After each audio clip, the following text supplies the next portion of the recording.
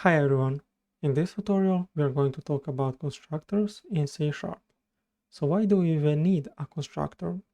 Constructor is used to initialize fields from the class. So in the last tutorial we introduced classes. As you can see, we created the car class, which has two fields, color and number of doors. And we created two objects of that class, one car which has red color and 5 doors, and another car which has blue color and 5 doors as well. So now we are going to create a constructor for this class. We need to specify access modifier, which will, in this case, will be public. We need to specify the name. Name of the constructor is equal to the name of the class. So this is constructor without parameters. And now we can initialize the fields from our class. We can say that default color for the car is purple, for example. And we can say that number of doors is equal to 3. So if I go back to program and create another instance of the car, and we can call it third car is equal to new car.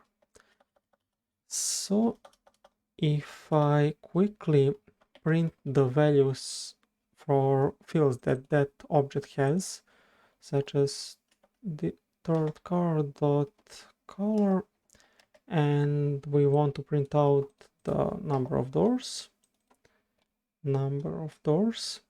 So we are expecting to see purple and 3 as a result of this part of the code, because this will call default constructor for that class and values will be initialized. So if we quickly run the application,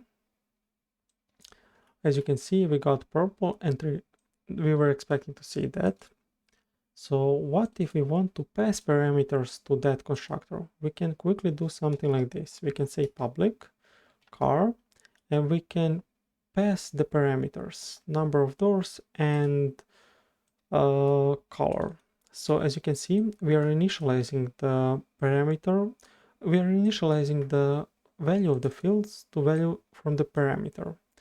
So if we go back to the program and do something like this, we can say that car new testing is equal to new car, and we can pass the parameters.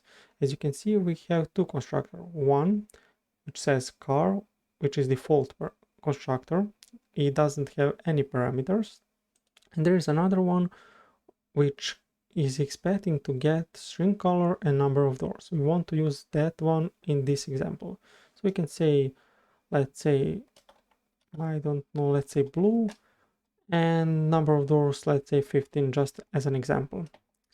So if I quickly do the same, if I quickly print out the values for that car, we are expecting to see blue as a color and 15 as a number of doors. So if we quickly run the application, we can confirm that. We actually can't confirm that because I made a mistake. So it should be fine now. If we take a look at the values that we got, it says blue and 15 because we passed as a parameters to constructor blue, and we passed 15 as a number of doors, which doesn't make sense, but we are using that just as an example.